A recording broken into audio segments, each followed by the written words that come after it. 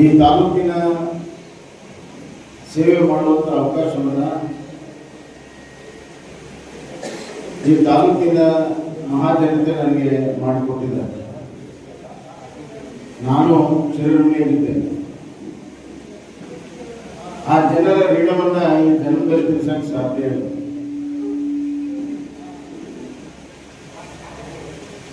ಕೇವಲ ಮತಗಳ ಸಂಬಂಧ ಇಲ್ಲ, ಮತವನ್ನ ಮೀರಿರುವಂತಹ ಸಂಬಂಧ ಇದೆ.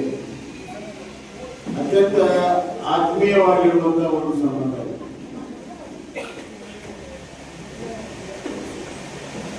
ನಾನು ಲೋಕಸಭಾ ಸದಸ್ಯನಾಗಿರ್ಬೋದು, ದಿಲ್ಲಿಗೆ ಹೋಗಿರ್ಬೋದು, ಆದರೆ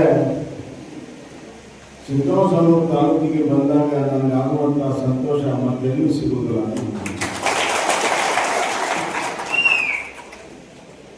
ನಿಮ್ಮ ಪ್ರತಿಯೊಬ್ಬರನ್ನು ನೋಡಿದಾಗ ನಿಮ್ಮ ಜೊತೆಗಿರುವಂತಹ ಒಡನಾಟ, ಸಂಬಂಧ, ಮಾತುಕತೆ, ಕೆಲಸ ಕಾರ್ಯ, ಜಗಳ ಎಲ್ಲವೂ ಕೂಡ ಇರ್ಬೋದು. ಅದರ ಜೊತೆಗೆ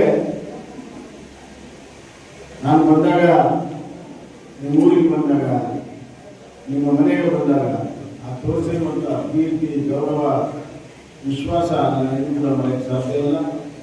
ತಾಯಂದರು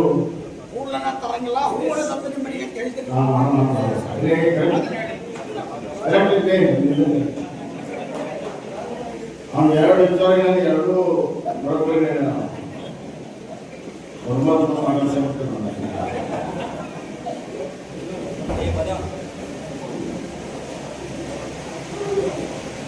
ಆ ತಾಯಂದರು ನನಗೆ ಕೊಟ್ಟಿರುವಂಥ ರೊಟ್ಟಿ, ಅವನಿಗೆ ಅನ್ನ, ಮಜ್ಜಿಗೆ ಸಾರು, ಹುಗ್ಗಿ, ಹೋಳಿಗೆ, ಒಂದು ಎರಡು ಅವನ್ನೆಲ್ಲ ನೆನಸು ಮಾಡ್ಕೊಂಡ್ಬಿಟ್ರೆ ಆ ಅನ್ನದ ಗಾಳಿನ ಋಣ ನನ್ನ ಹೊಟ್ಟೆಯೊಳಗೆ ಒಪ್ಪಿದೆ.